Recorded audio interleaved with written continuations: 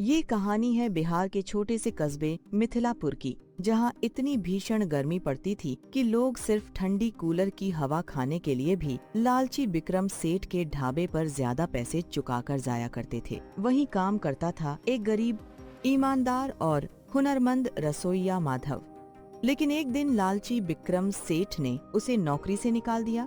तब माधव ने हिम्मत करके अपना छोटा सा मटन का ठेला लगा लिया।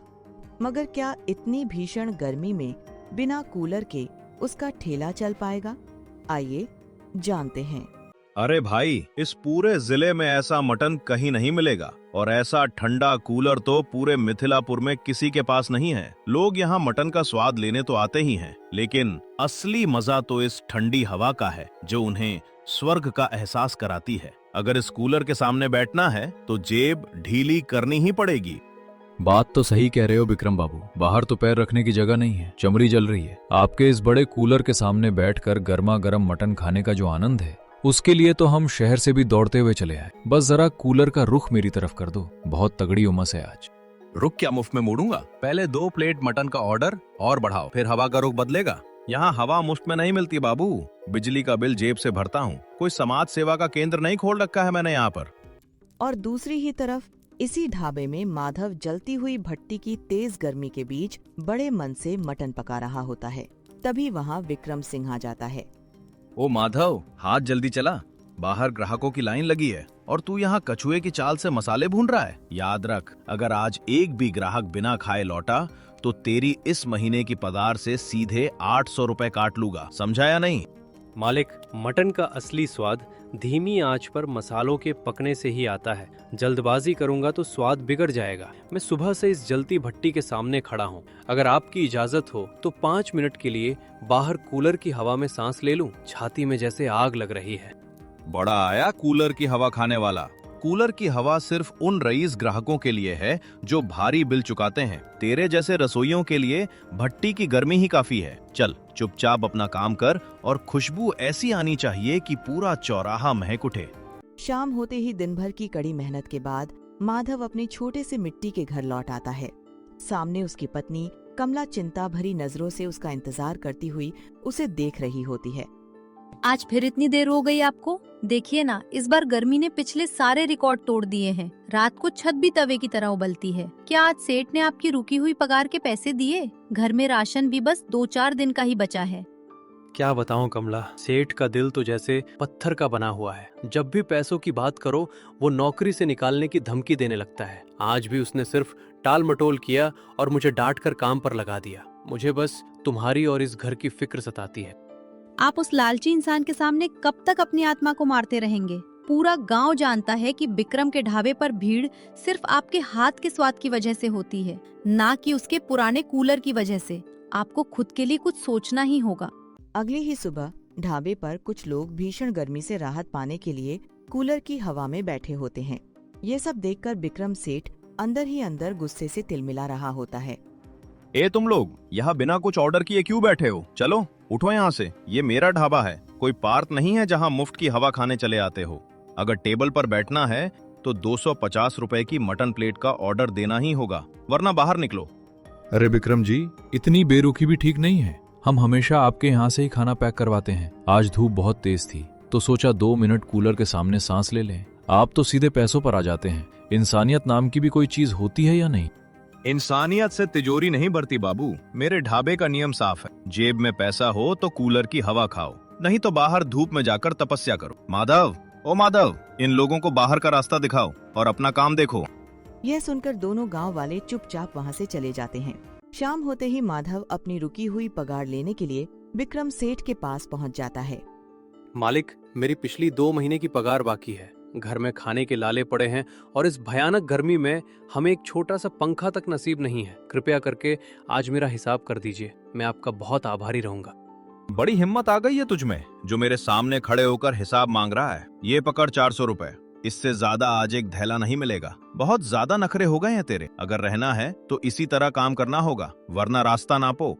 मालिक, इतनी वफादारी से काम करने के बाद भी आप मेरे साथ ऐसा बर्ताव कर रहे हैं। 400 रुपए में इस कमर तोड़ महंगाई में क्या आता है? अगर आपको मेरे हुनर की कोई कद्र नहीं है तो मैं आज से ही आपका ये काम छोड़ता हूँ।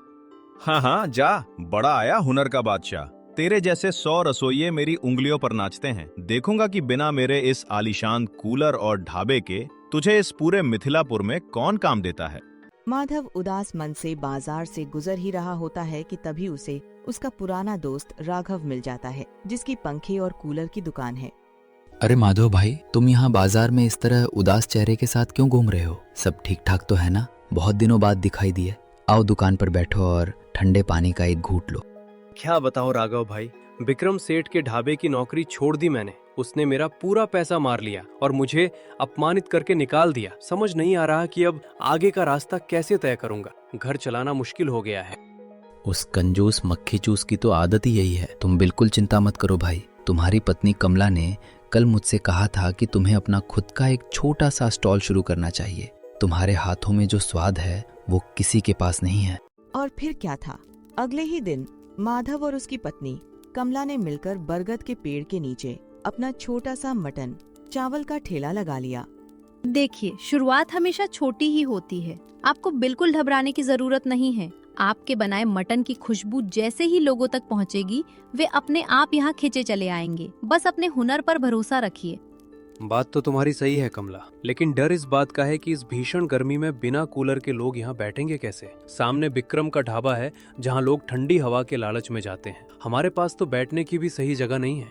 स्वाद के आगे हर कोई झुकता है। आप बस प्यार से लोगों को परोसिए, बाकी सब उस ऊपर वाले के हाथ में छोड़ दीजिए। चलिए, भगवान का नाम लेकर पहला ऑर्डर तैयार करते हैं। कुछ ही समय बाद माधव के ठेले पर कुछ ग्राहक आ जाते हैं और उसके स्वादिष्ट मटन का स्वाद लेकर खुशी खुशी उसकी तारीफ करने लगते हैं। वाह माधव भाई वाह, मटन का स्वाद तो ऐसा है कि उंगलियां चाटते रह जाएं।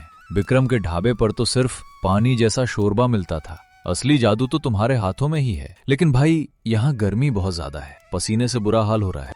आपकी बात बिल्कुल सही है भाई साहब, मैं खुद समझ रहा हूँ, लेकिन अभी मेरी इतनी हैसियत नहीं है कि मैं यहाँ कोई बड़ा कूलर लगा सकूँ। आप लोग पेड़ की छांव में बैठकर थोड़ा सहयोग करें, मैं आगे कुछ इंतजाम करने की कोशिश करूंगा।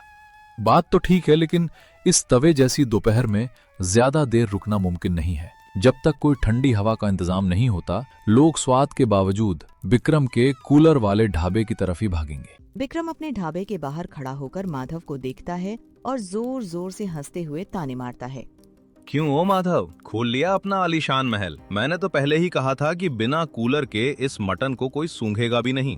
लोग यहाँ सिर्फ पेट भरने नहीं, चैन की ठंडी हवा खाने आते हैं, जो तेरे बस की बात नहीं है। विक्रम बाबू, घमंड तो रावण का भी नहीं रहा था। आज भले ही मेरे पास कूलर नहीं है, लेकिन मेरे पास ईमानदारी और मेहनत का बल है। ग्राहक स्वाद पहचानते हैं और एक दिन मेरा हुनर ही मेरी पहचान बनेगा। चलो चलो, बड़ी बड़ी बातें मत बनाओ। 2 दिन में दुकान समेटकर वापस मेरे पास पैर पकड़ने आओगे तब देखूंगा। बिना पैसे के इस दुनिया में हवा भी नहीं मिलती, समझे ना हुनर के बादशाह। अगले ही पल माधव के ठेले के सामने एक गाड़ी अचानक खराब होकर रुक जाती है। उसमें से शहर के बड़े व्यापारी धनराज बाबू और उनकी पत्नी उतरकर माधव की ओर आते हैं। अरे भाई, मेरी गाड़ी बीच रास्ते में गर्म होकर बंद हो गई है। यहाँ आसपास कोई मैकेनिक भी नहीं दिख रहा है। क्या मुझे यहाँ थोड़ी देर बैठने की जगह मिल सकती है? मेरी पत्नी को बहुत तेज प्यास लगी है। हाँ हाँ बाबूजी, आप बिल्कुल फिक्र मत कीजिए। आप यहाँ खटिया पर बैठिए। कमला, जरा बाबूजी के लिए हमारे मटके का शीतल जल लेकर आओ। गाड़ी तो सुबह तक ही ठीक हो पाएगी। आप तब तक यहाँ आराम से बैठिए। आप लोगों का बहुत बहुत धन्यवाद। इस विपत्ति के समय आप लोगों ने बिना किसी स्वार्थ के हमारी मदद की। बाहर इतनी अच्छी खुशबू आ रही है, क्या मुझे भी थोड़ा मटन और चावल चखने को मिल सकता है? धनराज बाबू मटन का पहला निवाला मुंह में डालते ही मंत्रमुग्ध हो जाते हैं। वे माधव के हुनर के दीवाने हो जाते हैं। अरे भाई, ये मटन है या अमृत? मैंने देश विदेश के बड़े बड़े होटलों में खाना खाया है, लेकिन ऐसा लाजवाब और जादुई स्वाद मुझे आज तक कहीं नहीं मिला। लेकिन तुम इतने बड़े हुनरबाज होकर इस छोटे से स्टॉल पर क्यों काम कर रहे हो? बाबूजी, इनके पास हुनर तो है, पर बड़ा ढाबा खोलने और कूलर लगाने के पैसे नहीं हैं। सामने वाले लालची सेठ ने इनका सारा हक मार लिया, इसलिए लोग गर्मी की वजह से यहाँ ज्यादा देर नहीं बैठ पाते। हुनर की ऐसी कद्र मैं बिल्कुल बर्दाश्त नहीं करूंगा। मैं शहर का एक बहुत बड़ा केटरिंग और रियल एस्टेट व्यापारी हूँ। माधव भाई, कल सुबह इसी जगह पर एक नया इतिहास लिखा जाएगा, ये मेरा वादा है तुमसे। अगले ही सुबह धनराज बाबू माधव को नया ढाबा दे देते हैं। 2 बड़े कूलरों और माधव के स्वाद की वजह से पूरा गांव उसके ढाबे पर उमड़ पड़ता है। इसी के साथ हमारी कहानी समाप्त होती है। सीख, घमंड और लालच का अंत हमेशा बुरा होता है। आधव को परामे के लिए, जबकि ईमानदारी, मेहनत और दूसरों की मदद करने का जज्बा हमेशा सफलता दिलाता है। वीडियो पसंद आई हो तो लाइक करें, चैनल को सब्सक्राइब करें। धन्यवाद।